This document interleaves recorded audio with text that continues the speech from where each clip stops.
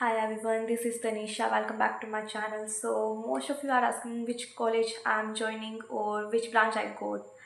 और तो तुम में से कुछ लोग पूछ रहे थे if I am taking drop, so नहीं, ड्रॉप तो मैं बिल्कुल नहीं ले रही 99 परसेंटाइल पर। और रही बात मेरे एडवांस के रिज़ल्ट की, तो अब भाई 11th 12th में जितना पढ़ लिया वो होता है मेरे लिए। अब एक और साल सेम सिलेबस नहीं पढ़ा जाना मुझसे, तो मैं जा तो कॉलेज ही रही हूँ।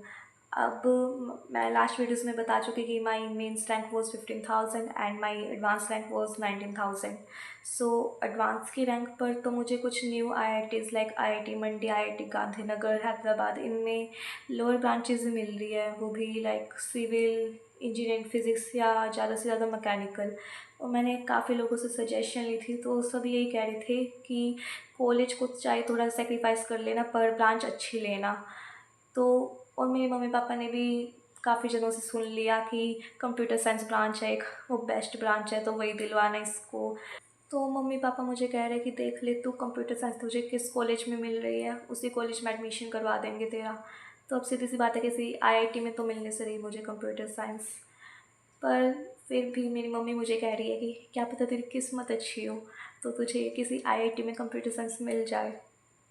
अब मम्मी को कैसे समझाऊँ, ऐसा नहीं होता है, किस्मत काम नहीं आती यहाँ। पर फिर भी टाइम पास के लिए ओनली मैंने फर्स्ट चॉइस क्या भरी, IIT बॉम्बे CSC। ऐसे करते करते कुछ 150 चॉइसेस भर दी मैंने जोसा काउंसलिंग में। और अब जब फर्स्ट मॉक अलॉटमेंट आया जोसा का, तो उसमें मुझे मिली थी IIT मंडी इंजीनियरिंग फ़िज़िक्स। अब IIT मंडी के बारे में मैं काफ़ी पहले से सोचती थी कि मतलब सुंदर जगह पर है, तो मैं चाहती थी कि वहाँ मिल जाए मुझे, और मिल भी गई, पर वही ब्रांच जो मिली।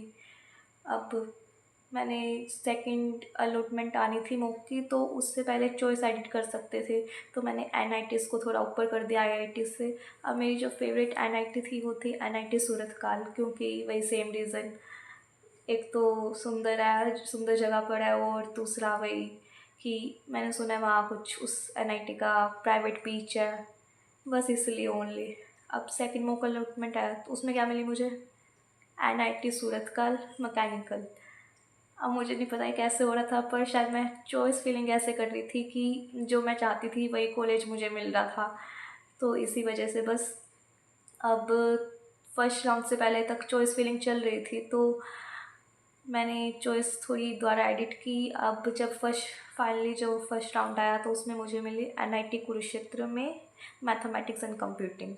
तो मैं हरियाणा से हूँ, पर मेरी जो 12th है वो दिल्ली स्कूल से है, तो मेरे पास दिल्ली होम स्टेट कोटा है। तो साइड बाय साइड मेरी जैक दिल्ली काउंसलिंग चल रही थी। अब उसमें मुझे फर्स्ट राउंड में क्या अलॉट हुई थी, DTU मैथमेटिक्स एंड कंप्यूटिंग।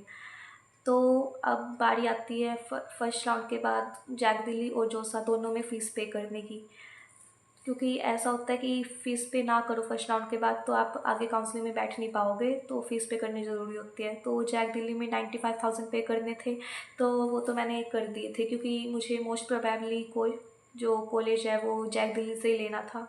और जोसा में मुझे करने थे पे 35,000 कुछ। पर उसमें ऐसा था कि अगर आप बाद में फ़ीस विदड्रॉ करो, अपनी सीट विदड्रॉ करो, तो आपके जो 7,000 डिडक्ट होकर आपको मिलेंगे। अब 7,000 is not a less amount for me. तो मैंने, और तो जो सा में कुछ खास कॉलेज मिल भी नहीं रहा था, तो 7,000 मैंने तो पे नहीं किए। तो काफ़ी कन्फ्यूज़न थी, मतलब ऐसा लग रहा था कि कोई प्रॉब्लम ना हो जाए, और पापा भी कह रहे थे पे कर दे फीस, पर मैंने नहीं की। तो अब कंफर्म था कि कॉलेज जो है जैक दिल्ली से ही लेना। तो उसमें भी मुझे ये था कि DTU या NSUT जाना है, क्योंकि IGDTU ओनली गर्ल्स है, ओनली गर्ल्स कॉलेज है, तो वहाँ नहीं जाना था। और IIT दिल्ली में सुना है थोड़ी एकेडमिक्स वगैरह हार्ड है, करिकुलम हार्ड है, तो वहाँ भी नहीं जाना था। तो अब so let me show you my choice feeling. So first round में मुझे मिली थी 13th choice DTU mathematics and computing. Second round में 6th चॉइस DTU सॉफ्टवेयर।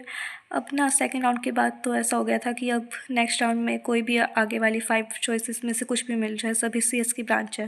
पर थर्ड राउंड का रिज़ल्ट आया तो सेम चॉइस 6 नंबर, कुछ अपग्रेड नहीं हुआ। और पहले ना जैक दिल्ली में ओनली 4 ही राउंड थे, तो बाद में ना कुछ बच्चों ने जैक दिल्ली वालों के पास मेल किया था कि फिफ्थ राउंड भी होना चाहिए।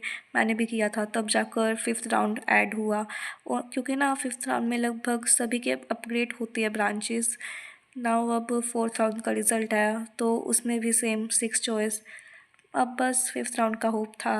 तो फिफ्थ राउंड के रिज़ल्ट आने से पहले मैंने चेक किया लास्ट 2-3 ईयर्स का डाटा। तो उसके हिसाब से फिफ्थ राउंड में मुझे थर्ड नंबर चॉइस यानी एनएससीटी में सीएससी मिल जानी थी, पर डीटीयू में चांसेस कम थे थोड़े। अब फाइनली इतना वेट करने के बाद आया फिफ्थ राउंड का रिज़ल्ट। उसमें मुझे क्या मिला, डीटीयू सीएससी फर्स्ट चॉइस। तो उस दिन तो इतनी खुशी हुई थी ना कि जितनी मुझे 99 परसेंटाइल पर खुशी हुई ना, उससे ज़्यादा खुशी हुई थी उस दिन। मेरे मम्मी पापा भी खुश थे, वो तो कब से प्रार्थना कर रहे थे कि इसको डीटीयू में सीएससी मिल जाए। और जब फिफ्थ राउंड का रिजल्ट आने के कुछ टाइम बाद मैंने चेक किया डीटीयू की वेबसाइट पर कि जनरल गर्ल्स की लास्ट सीट किस रैंक पर क्लोज हुई है सीएससी में। तो मुझे पता चला कि लास्ट सीट जो है मेरी एग्जैक्ट रैंक जो है जेई मेंस में उसी रैंक पर क्लोज हुई है। तो भाई बस अब तो 28 को मेरा ओरिएंटेशन है डीटीयू में, और 28 को ही हॉस्टल में शिफ्ट होने की सोच रही हूँ मैं। सो देखते हैं बस अब आगे क्या होता है। तो thank you, all the best and bye.